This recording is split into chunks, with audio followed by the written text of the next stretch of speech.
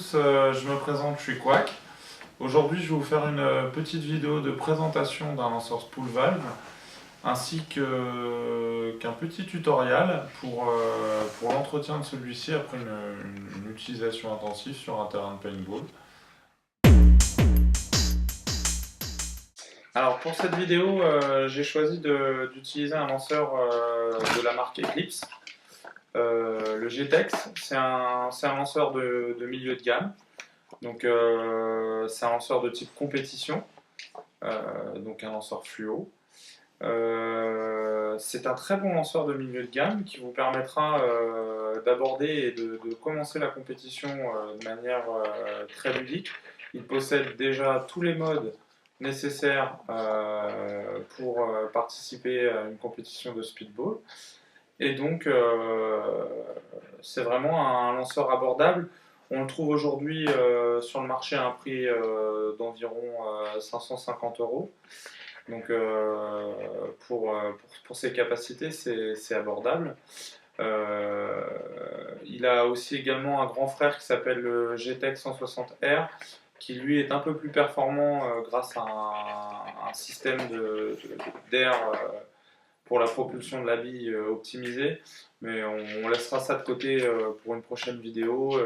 Aujourd'hui, on va justement se cibler sur le GTEC. Donc, le GTEC, quand vous l'achetez, vous retrouvez avec une belle boîte de chez Eclipse. Donc ça, on connaît très bien chez Eclipse. C'est toujours des beaux packaging comme ça, bien rangés. Donc, dans la boîte, on va retrouver tout de suite le lanceur, ainsi que les embase, l'embase de base et le canon. Donc le canon, c'est un shaft 4 et l'embase que l'on va avoir sur un lanceur Eclipse de manière générale sera toujours en 689. Donc 689, c'est très large. Aujourd'hui, les billes en termes de diamètre sont de plus en plus petites. Donc autant vous dire que cette embase, on ne va pas beaucoup l'utiliser sur le terrain. Donc le lanceur en lui-même, donc là c'est un lanceur avec la finition Forest. Donc c'est tout simplement la couleur qui définit comment le lanceur est produit. Donc Forest, c'est parce qu'il a une couleur camo sur l'ensemble du lanceur. Et donc on va pouvoir utiliser notre embase de 689 pour visser le canon. Et notre top canon, hop, sur un pas de vis inversé, bien sûr. Ça, c'est très standard aujourd'hui sur les canons. Toujours des pas de vis inversés. Alors, on serre bien les joints parce que tout simplement, ça permet à la bille d'être propulsée de manière optimale. Et donc voilà, on se retrouve avec un lanceur de cette taille-là. Il est plutôt léger comme type de lanceur, donc c'est plutôt pas mal. Et donc on va pouvoir déjà avec ce type de lanceur vraiment s'amuser énormément sur des terrains de speedball. Même sur des terrains, même si on joue en camo, on va pouvoir vraiment se faire plaisir avec ce type de lanceur. Donc je enlève le canon.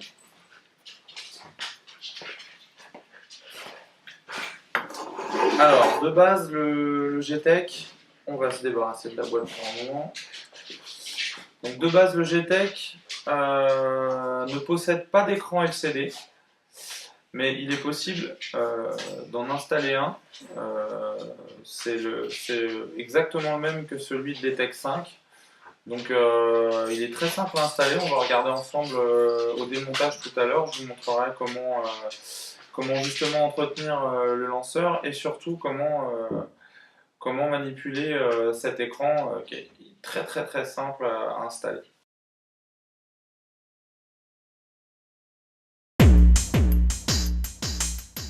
Donc là on va parler un petit peu, on va faire un petit aparté sur les canons et sur la précision qu'on attend d'avoir avec ce type de lanceur. Donc la précision au paintball, elle est vraiment dépendante de trois facteurs. Donc on va avoir d'une part la bille. Il va falloir que la bille soit relativement régulière, c'est-à-dire très ronde, et surtout d'un diamètre euh, assez régulier dans un sachet de billes. Ensuite, on va avoir le canon qui va nous permettre justement d'ajuster la puissance de la bille projetée et surtout la régularité et la ligne de sortie de la bille du canon.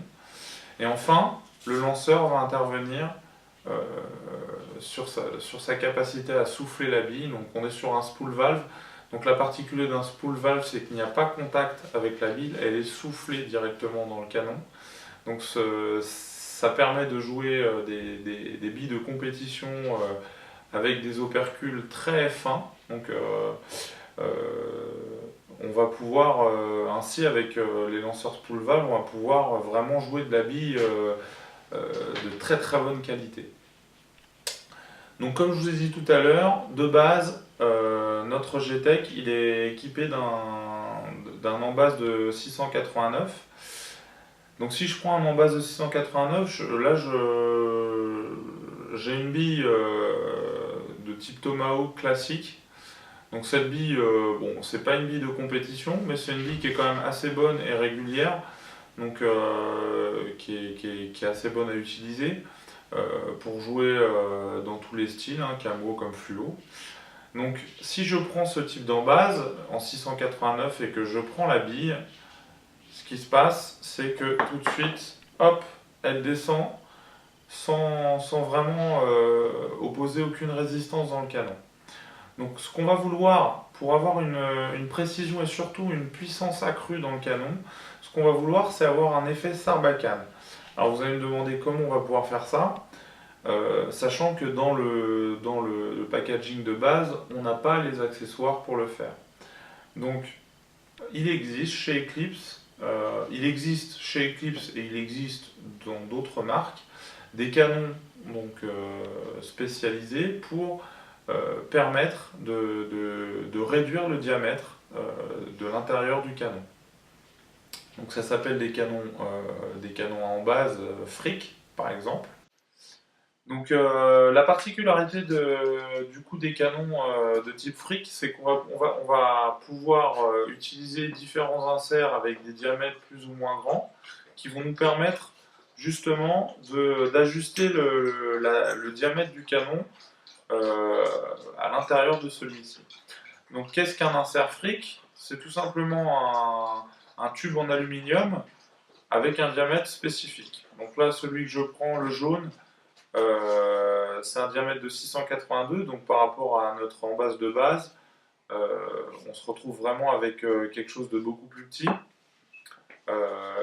J'en ai ici un autre en 687 qui lui est beaucoup plus proche de l'embase 689 qu'on a de base dans la boîte du GTEC. Donc si je prends encore un insert en 687, on va se rendre compte que je vais pouvoir encore avoir cet effet Sarbacane recherché. Donc déjà, je sais que mon insert en 687 est un insert qui conviendrait à la bille classique que j'utilise actuellement. Le but étant d'avoir cet effet Sarbacane sur le plus petit insert possible que l'on trouve dans notre boîte à insert fric.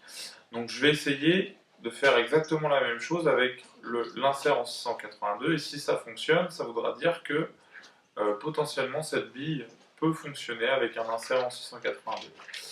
Donc je vais insérer la bille. Vous voyez, on a toujours cet effet Sarbacane, mais ce coup-ci, la bille a été légèrement retenue, ce qui veut dire que quand elle sera propulsée par la culasse, elle va avoir une puissance accrue et une trajectoire rectiligne. Donc on est dans notre cas, pour cette bille, sur un insert en 682. Donc je vais tout de suite éloigner le reste. L'avantage chez Eclipse, donc chez Planet Eclipse, c'est qu'il propose un canon en base qui s'appelle le Shaft FR, qui est un canon qui permet Shaft FR pour fric, qui permet de tout simplement d'insérer n'importe quel type d'insert fric euh, dans l'embase afin d'utiliser les différents diamètres d'insert qu'on va pouvoir trouver sur le marché. Donc là, je vous parle d'insert fric, mais vous avez des inserts qui sont produits par Empire, qui fonctionneront aussi dans ce type de canon. Donc le canon, le Shaft FR, l'avantage qu'il a, c'est que il est très simple à utiliser, il est de la même taille que l'embase de 689 de base du GTEC, et surtout, il va permettre donc du coup d'insérer de manière très simple un insert. Il possède à l'intérieur deux bagues en caoutchouc qui vont bloquer l'insert et l'empêcher de bouger lorsque vous allez refermer le canon, le Shaft FR. Donc là, une fois qu'il est refermé, l'insert ne peut absolument plus bouger dans le canon. Donc là, on aura comment dire, une bille qui va être propulsée dans un insert de 682 de manière optimale puisque l'insert ne va pas bouger à la propulsion de la bille. Donc ça, c'était la première partie. Donc là, grâce à ce canon à insert, je vais pouvoir avoir une précision accrue. La deuxième chose, donc du coup, c'est le canon. Et on a parlé de la bille et maintenant on va parler du lanceur. Donc le GTEC est un lanceur qui va avoir une trajectoire de tir assez rectiligne, il tire assez droit.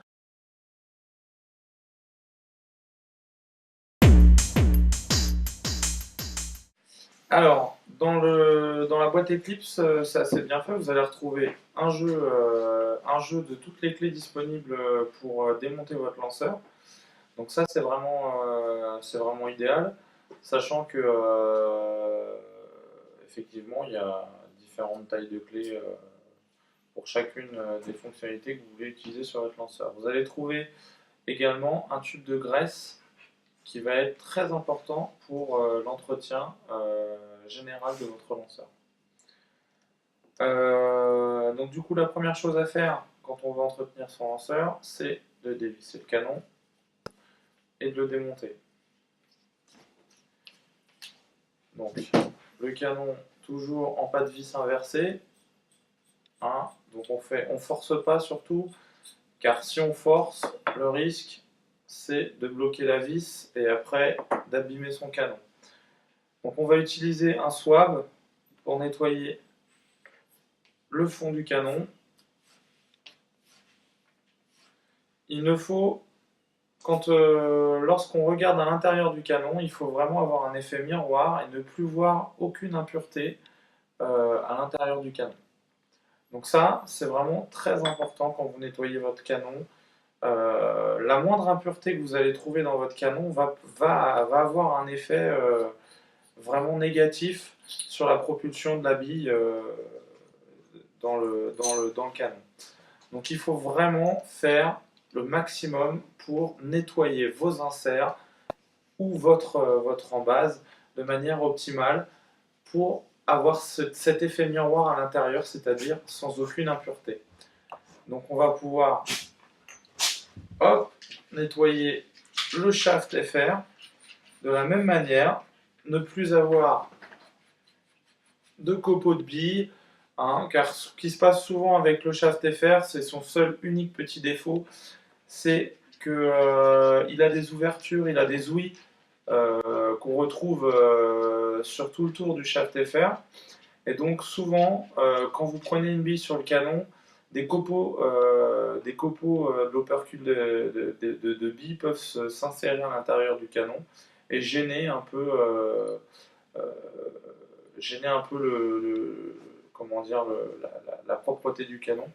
Donc il faut absolument retirer l'embase et bien passer votre swab à l'intérieur pour obtenir cet effet miroir. Donc là, quand je regarde, j'ai bel et bien cet effet miroir recherché. Je vais pouvoir donc refermer mon embase. Alors, on a parlé du GTEC. Donc le GTEC, c'est un lanceur de milieu de gamme, comme je disais tout à l'heure. Il possède beaucoup d'atouts, notamment un des premiers atouts, c'est le démontage de la culasse sans aucun outil, avec un système EasyClip. Donc c'est très simple d'enlever la culasse du GTEC, tout simplement en déclipsant vers le haut la culasse, et ensuite on va pouvoir la retirer intégralement. Donc ça, c'est vraiment très pratique quand en compétition on a besoin de nettoyer rapidement son lanceur. C'est vraiment ultra pratique de ne pas avoir à utiliser d'outils. Donc ça, c'est de base sur tous les lanceurs à partir du GTEC. Ce système EasyClip est en place sur tous les lanceurs Eclipse. Donc quand on regarde de l'autre côté de notre lanceur, on va voir à l'intérieur, on va voir le bout de la culasse, mais on va aussi voir deux petits bouts de caoutchouc qui s'appellent les ball retention, qui permettent de retenir la bille quand elle descend dans le canon pour ne pas qu'elle sorte du canon avant qu'elle soit tirée. Donc ces deux petits bouts de caoutchouc, il est possible qu'ils s'usent avec le temps. Donc c'est assez facile à changer. C'est tout simplement des petits bouts de caoutchouc que vous allez pouvoir acheter en magasin dans n'importe quel revendeur de paintball. Il suffit de dévisser cette partie-là et en fait d'enlever le bout de caoutchouc et de le remplacer par un œuf. Donc il s'insère tout simplement avec le pouce et permet de retenir la bille de manière optimale, ce qui évite d'avoir des billes qui tombent du canon quand on baisse son canon. Donc on va revenir du coup sur le petit défaut du GTEC que je trouve moi quand j'utilise ce lanceur, ça va être le grip arrière. Ce grip arrière est constitué donc du coup d'une seule partie, mais est ouvert en fait sur tout l'arrière, sur le dessus, et donc est sensible aux éclats de peinture se trouvant sur la crosse du lanceur. Donc il va falloir porter une attention très particulière à la crosse de votre lanceur qui contient la carte mère et donc toute l'électronique de votre lanceur. Et donc il faudra porter à chaque entretien une attention assez particulière à ce type d'impact car ça peut avoir un effet dévastateur sur votre carte dans l'avenir. Donc on va commencer par démonter cette petite partie pour voir un peu ce qu'il y a à l'intérieur. Donc on a 4 vis à défaire, hop, qui se trouvent sur le lanceur.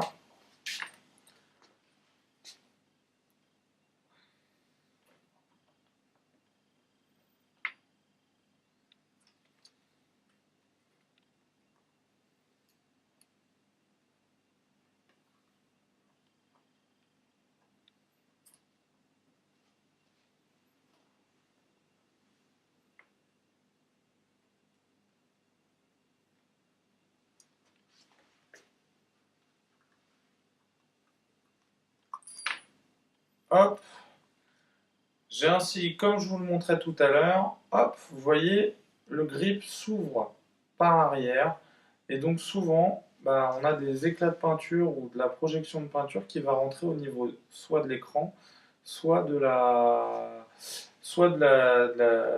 de la carte. Donc ça peut être très vite embêtant. Donc là, j'ai enlevé le grip principal. Donc d'un côté du lanceur, on retrouve la pile, donc on va retrouver ici.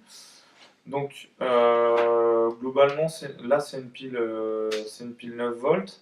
Donc ça c'est le petit inconvénient de ce lanceur, c'est qu'on n'est pas sur des piles basse consommation. Donc sachant que Il a tendance à consommer pas mal d'énergie, surtout quand on a rajouté le petit écran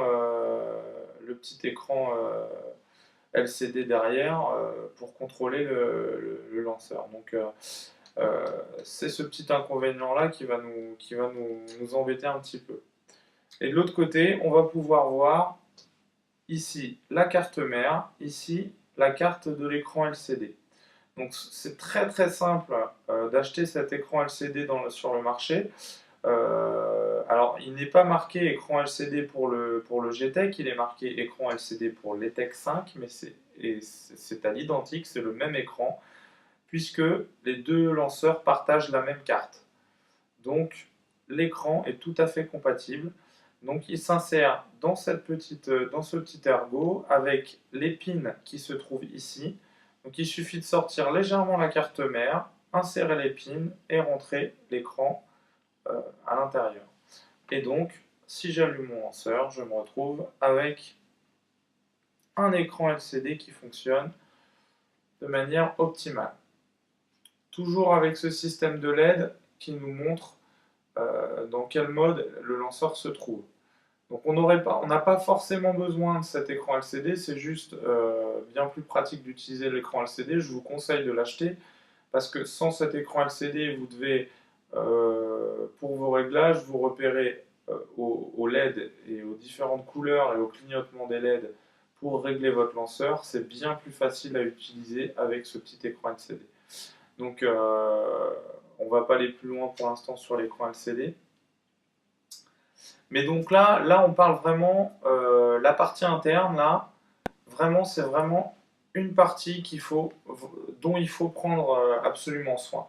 Donc qu'est-ce qui se passe si jamais j'ai de la peinture qui s'insère là sur la carte mère ou du côté dans le compartiment de la pile ou du côté de l'écran LCD. Alors, les pièces, globalement, sont relativement étanches jusqu'à un certain niveau. Donc il va falloir du coup nettoyer ces pièces en priorité, puisque c'est ce qui permet à votre lanceur de fonctionner. Donc là, on va voir dans ces pièces-là, dans les trois pièces importantes qu'on a. Moi, j'ai mon écran LCD ici. Là, je vais avoir la carte mère. Et ici, on va avoir le clip de la détente. Donc là, c'est un clip magnétique, vous voyez, à contact. Lorsque je vais presser la détente, un contact va s'effectuer et va déclencher un kick de tir pour le lanceur. Voilà. Donc ça, c'est pareil, cette pièce-là, il faut en prendre grand soin, parce que si vous cassez le petit élément là, il faudra remplacer la pièce ici. Donc c'est vraiment, sur ce lanceur, on n'a pas de possibilité de le régler en optique, puisqu'on est sur un lanceur moyenne gamme, donc on n'est pas sur un lanceur haut de gamme. Donc il faut prendre soin de cette petite pièce, puisque c'est ce qui va vous permettre de tirer. Vous entendez ce petit kick là, qui va nous permettre de tirer plus ou moins vite. Donc on a la possibilité de régler la profondeur et la rigidité de la gâchette avec trois vis qui se trouvent sur l'intérieur du lanceur ici. Donc je ne vais pas le faire là pour le moment, puisque la principale action qu'on va vouloir faire, c'est nettoyer notre lanceur. Donc là, qu'est-ce qui se passe si j'ai par exemple de la peinture qui s'est un peu mise sur la carte mère? Tout simplement, on va utiliser la bonne vieille méthode, des cotons-tiges, un petit peu d'eau, et surtout, lorsque c'est vraiment nécessaire, quand on a vraiment des problèmes pour évacuer la peinture, on peut utiliser ce produit, le WD-40. Donc n'ayez crainte, ce produit, donc il est en vente dans toutes les comment dire, les grandes surfaces de bricolage, type Leroy Merlin, Castorama, on le trouve un peu partout. Alors à la base c'est un lubrifiant, mais c'est aussi un rétablisseur de connexion, donc ça marche très bien sur les cartes électroniques. Si par exemple sur votre ordinateur vous avez beaucoup de poussière, que votre carte mère ne fonctionne pas, le WD-40 est un produit parfait pour nettoyer ce type de connexion. Donc il ne va absolument pas abîmer une carte électronique. Donc dès l'instant où de toute façon vous allez le faire sécher avant de réutiliser la carte. Donc c'est un produit qui va lubrifier et surtout permettre de faire partir la peinture de manière beaucoup plus facile. Donc ça c'est quand la peinture s'insinue vraiment de manière très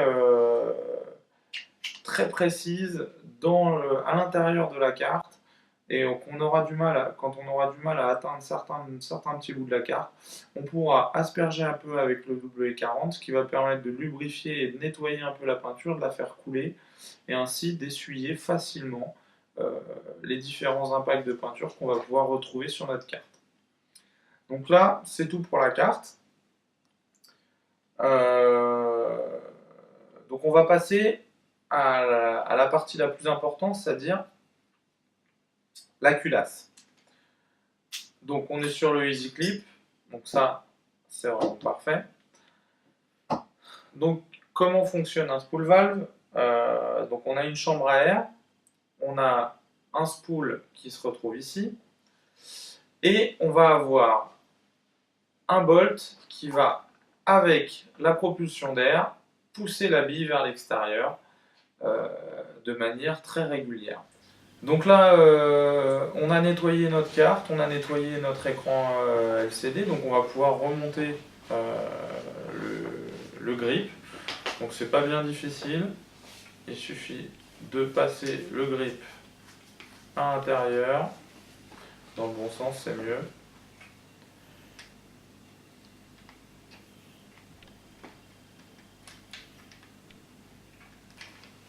Hop.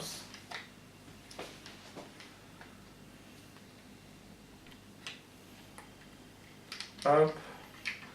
Nous y voilà. Il va tout de suite s'enclencher dans les ergots prévus pour les vis.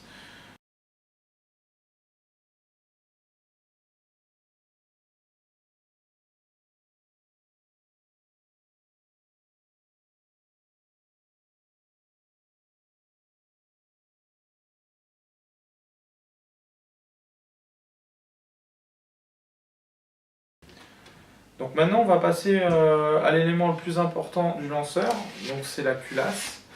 C'est ce qui permet de propulser la bille en passant par le solénoïde. Donc l'air comprimé passe par la crosse de votre lanceur, va passer par le power tube et arriver dans le solénoïde, et ensuite va être envoyé dans la chambre à air de la culasse pour propulser la bille. Donc on va déclipser de manière assez simple, toujours avec ce Easy Clip, la culasse, et on va pouvoir la retirer en un seul coup du lanceur. Donc la première chose à faire, donc toujours et de manière assez soigneuse, on va passer le swab. Attention, il y a nos petits ball retention en caoutchouc qui sont au bout. Donc il ne s'agit pas d'y aller fortement, il s'agit d'y aller doucement au départ, parce que ces petits bouts de caoutchouc sont assez fragiles, et vous allez vite en avoir marre de les changer toutes les semaines. Donc on y va tout doucement, on nettoie l'intérieur de la culasse, même principe que pour le canon, il ne faut aucune impureté à l'intérieur du canon pour que la bille soit propulsée de manière optimale. Donc là, si on regarde le lanceur à l'intérieur, on voit que j'ai du jour, j'ai mes deux petits ball retention qui sont en place, donc un de chaque côté. Donc on ne va pas les dévisser aujourd'hui parce que ça ne sert à rien. Qu'est-ce qu'on trouve aussi ici? Dans une prochaine vidéo, on vous montrera l'œil et comment nettoyer les yeux. Les yeux, c'est deux petits capteurs optiques qui captent qu'une bille est en position pour être tirée. Donc des fois, il vous arrive d'éclater une bille dans votre lanceur, c'est malheureux mais bon ça arrive, et du coup vous allez avoir de la peinture qui va obstruer ces deux petits capteurs optiques. Donc tout simplement pour nettoyer ces capteurs optiques, c'est exactement au même endroit que les ball retention, il suffit d'enlever cette vis, d'enlever le petit cache plastique, et de sortir les petits composants optiques, de les nettoyer tout simplement avec une microfibre. Hein. Il n'y a pas besoin de plus pour nettoyer ce genre de problème. Et ensuite, vous verrez que votre lanceur sera de nouveau opérationnel. Donc là, on va se pencher un peu plus sur la culasse. Donc notre culasse, donc elle est constituée d'un bolt. Donc le bolt, c'est ce qui va propulser la bille suite à l'éjection de la chambre à air, de l'air comprimé à l'intérieur. Donc, qu'est-ce qui se passe? Tout simplement, le bolt va pousser sous la pression de l'air, va sortir et souffler la bille vers l'extérieur du canon. Donc la chambre à air se trouve ici, on va retrouver le spool ici, et le bolt et surtout le tube dans lequel il est inséré qui vont permettre de propulser la bille. Alors qu'est-ce qui est vraiment important sur cette partie-là? En fait, c'est tout le bolt de votre culasse, puisque c'est là que se font le maximum de frottements. Donc vous avez vu, il y a une série de joints, on voit qu'on peut voir sur la culasse. On a un joint au bout du bolt, on a un joint au milieu, on a des joints sur le fond de la culasse, on a des joints à l'intérieur, vous verrez. Donc ces joints permettent de faire l'étanchéité d'air dans le lanceur. Donc dès l'instant où vous entendez un petit sifflement d'air ou quoi que ce soit dans le canon, souvent ça va être lié à un joint qui ne se dilate pas, donc qui n'est pas assez graissé, et qui va donc provoquer une fuite d'air. Donc on a besoin, un lanceur, pour qu'il fonctionne correctement, on a besoin que les joints en fait se dilatent pour adhérer aux parois du lanceur, du canon, et ainsi avoir une étanchéité parfaite de l'air et de la propulsion de l'air dans le canon. Donc ce qu'on va faire, c'est qu'on va tout simplement nettoyer la culasse au maximum. Donc on va enlever toute la graisse qu'on trouve sur la culasse là. Donc sur ce type de lanceur, et souvent de toute façon sur les spool valves, le bolt s'enlève de manière très facile en dévissant tout simplement le tube du bolt.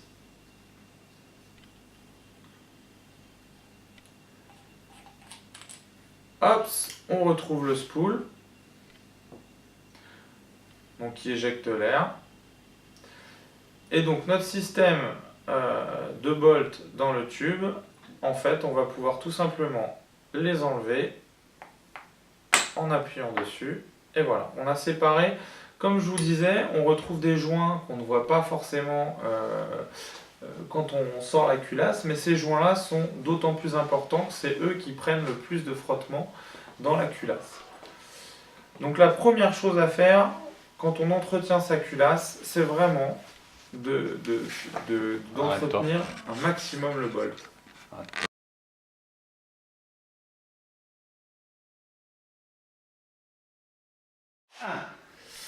Alors donc là j'ai démonté le bolt de ma culasse. Donc aujourd'hui on va s'attarder essentiellement sur cette partie-là puisqu'on est sur l'entretien général de notre lanceur. Cette partie-là est aussi à entretenir mais de manière un peu moins régulière. Donc on en parlera dans une vidéo future. Donc pour entretenir le bolt, quand vous éclatez une bille dans le canon ou que vous avez des problèmes de fuite d'air au niveau du truc, c'est souvent au niveau du bolt que ça va se trouver, donc sur ces deux pièces-là. Donc qu'est-ce qu'on va faire en fait? On va déjà dans un premier temps les nettoyer intégralement, enlever toute forme de graisse et de peinture que l'on peut trouver sur ces éléments-là. Donc de même avec le tube du bolt, on va pouvoir nettoyer un maximum d'impuretés que l'on va retrouver. Et donc là, de nouveau, on se retrouve avec des pièces qui sont entièrement propres. Donc je n'ai plus de graissage, donc là sans la graisse je n'ai pas d'étanchéité au niveau du bolt. Donc si je remontais ma culasse et branchais une bouteille d'air, potentiellement j'aurais une fuite d'air au niveau de la culasse. Donc qu'est-ce qu'on va faire? On va graisser les joints afin de permettre à ceux-ci de se dilater au moment où l'air va rentrer dans la culasse. Et donc en se dilatant, ils vont colmater les fuites possibles dans le canon du lanceur. Donc on va utiliser la graisse fournie par nos amis de chez Planet Eclipse. Donc attention, il ne s'agit pas de tartiner vos joints de graisse, car s'ils se dilatent trop, qu'est-ce qui va se passer? C'est qu'ils vont glisser et bouger, et donc du coup, votre étanchéité ne tiendra pas. Donc une petite noisette sur le bout du doigt suffira à graisser un joint en faisant bien attention de faire le tour. Et donc là, j'ai graissé le premier joint de mon bolt. Donc là, il n'y a pas besoin d'avoir une couche énorme de graisse. Souvent, ce qu'on voit dans les vidéos, c'est que beaucoup de gens mettent beaucoup trop de graisse sur leurs joints. Et ça a pour effet, ça a l'effet inverse. C'est-à-dire que ça va enlever l'étanchéité de votre bolt, puisqu'en fait, les joints vont trop se dilater et donc ne vont pas fonctionner comme on s'attend à ce qu'ils doivent fonctionner. C'est-à-dire colmater les brèches. Donc là, hop! Sur mon bolt, j'ai pu graisser les différents joints. La deuxième partie va consister à graisser l'intérieur du tube, puisque tous les frottements vont se produire à l'intérieur de ce tube.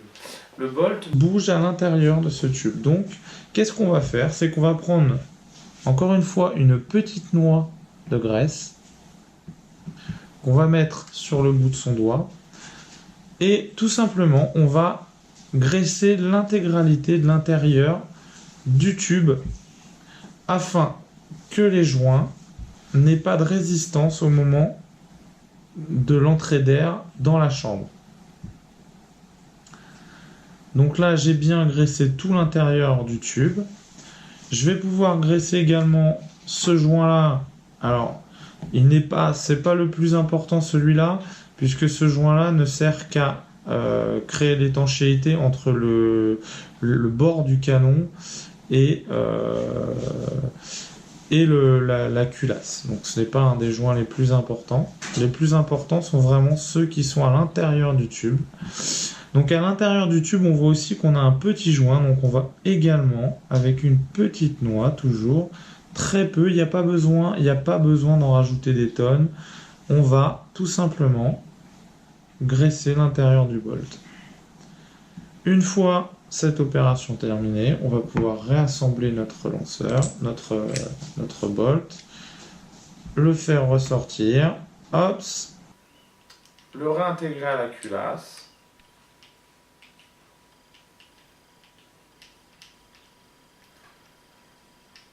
Hop, on le revise bien jusqu'au bout pour que on n'ait pas de fuite d'air au niveau de la chambre à air. Et là, alors attention, faites bien attention à bien refermer votre bolt. Si vous le laissez dans cette position-là et que vous allumez votre lanceur avec une bouteille au dos, tout simplement, l'air va s'évacuer automatiquement puisque le bolt n'est étanchéifié que lorsqu'il est enfoncé dans la culasse. Donc pensez bien à renfoncer votre bolt dans la culasse et ensuite tout simplement avec le système Easy Clip on ramène le bolt et on ferme notre culasse. Voilà, on a notre lanceur qui est notre entretien général est effectué, notre lanceur est prêt à repartir, on va pouvoir le ranger dans la boîte. C'est tout pour aujourd'hui, c'est la fin de cette vidéo, j'espère que vous aurez appris quelques petites choses. Et n'hésitez pas à nous ajouter quelques commentaires si vous avez besoin d'informations complémentaires. Salut à tous!